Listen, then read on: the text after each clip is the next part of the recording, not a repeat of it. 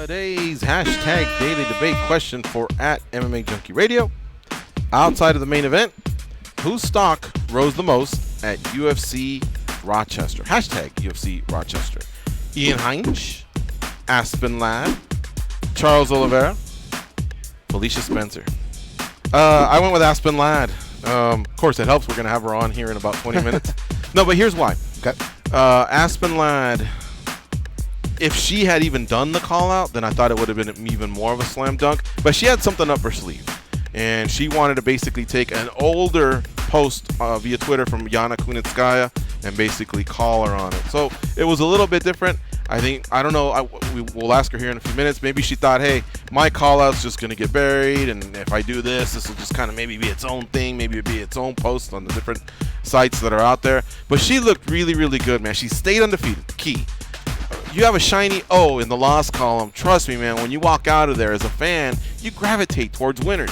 So you want to know, when's she fighting again? You know what I mean? She had a really good fight, competitive fight against Jar Eubank.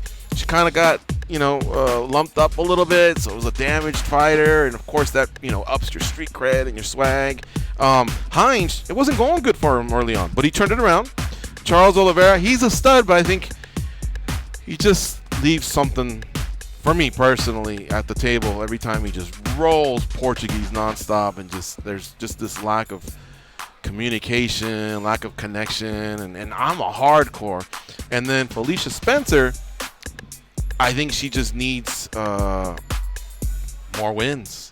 She's got the same record as Aspen Ladd, really, if you think about it. Yeah, they're both 7-0. No, I mean, she really doesn't. Yeah, need she's kind of in a. Lucky that she's in the position. She's kind of in a shallow division. She really division. doesn't need it. Yeah, but you could see her division just kind of has it's lacking organization. You kind of stand there like, when they tell you what's next for you, you just go, well, is the champ going to defend? There's really not many names left. I just beat Megan. I guess I could do Cyborg. But is the champ going to defend? There's just this confusion to it all. And I think with Aspen, it's a lot easier. Hey, I was supposed to fight home, and she's now fighting the champ. So I'd love to get home if she beats the champ, or like I said, she had something up her sleeve. All right, I'm talking for her. How about you, Dan? I was going to say, I disagree there. Because, again, the question here is whose stock rose? Well, we don't have stock in MMA, guys. But what do we do have? Well, George, you're a rankings guy. We have rankings. Yeah. And say what you will about the division. Goes kind of nodded to it just now. We're talking about Felicia Spencer, who, spoiler alert, that's my pick, whose stock rose. Because when you look at it, there aren't a lot of people in the rankings. I don't even know if we could fill out a top 10 at featherweight female, guys. I get that. I'm obvious. I get that the sky is blue here. I'm not saying that the sky is red, but that doesn't change the fact that she's going to skyrocket in the rankings after beating someone who we've been hailing. At least the media have been really excited about Megan Anderson, and for good reason. Megan's going to be back strong. I'm sure she will. But Felicia Spencer, if we're talking about stock and numbers and making a leap, I'll actually pick her because, she had granted, the field of competition is a bit different, to put politely, but I'll go with that. You made some good points, man. And that's nothing against the other, do Bronx Oliveira. If you're not paying attention by now, you probably should have been. I'm curious to see where goes with this. I'm going Felicia Spencer as well. I just feel like she went from not having very much, being introduced to an audience, an ESPN audience, right? Now, all of a sudden, all she had to do was really win.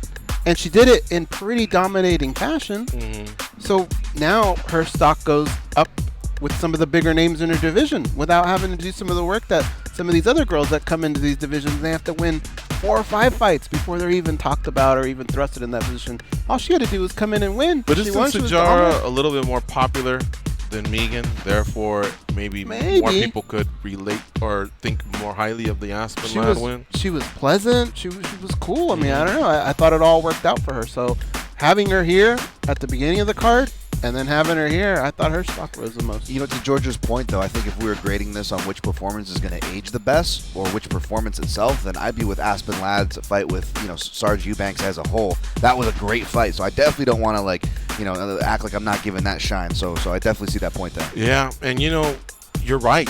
I always go back to the question. I stare at the question, and I misinterpreted this question a little bit. Because you're right. I guess look, we're all sitting here patting each other on the back, but when Felicia walked in, she wasn't as well known probably as Aspen, because Aspen had a little bit of controversy here and there, fight falling off, and She's had exposure, stuff though. like that. Yes, and so Felicia was not only able to win, she was able to win, and then do a call out, and then that call out's already responded, and that's like one of the major stars of women's MMA. So as you guys were talking, I was like, okay, yeah, these guys ain't crazy. I'm not gonna sit there and make a big deal over that one, because those are some excellent points. Hey, look, it broke down pretty even here. Again, I love it when it's spread out this way, because we got almost 700 votes. Yeah. Charles Oliveira, 34%. Oh. Look, the dude's exciting, man. He really is dynamic, and he's been doing this for such a long time. I just would have expected more from his career. I studied his career a little bit, and he's not going to move up in the lightweight rankings because he's got that loss to Anthony Pettis, which was less than 3 years ago, and our sweet spot's 36 months. So he kind of stands there, but that's what he needs to do, is just get another whoever else is in the position of where Anthony Pettis may have been a few years ago. Deserves a big fight. And he's got to get over that hump, and if he does, great. Can I be a jerk? He's banking bonuses. He's exciting. He's got that look to him. I mean, you can remember who he is, but just say something in English. Go ahead. Go ahead. All he did was confirm what we already know. Exactly, yeah. So I'm surprised that he's. I'll debate the fans on this one, I guess. I'm surprised to see him in the lead for that same point that Go's just made. 26% went to Felicia Spencer. 25% went to Aspen Ladd. 15% went to Ian High. So like I said, it was pretty spread out. Good job, Junkie Nation. Readers of the site, listeners of the show. There's our daily debate today, brought to you by the MMA Junkie Radio. And if she's listening, bye, Felicia.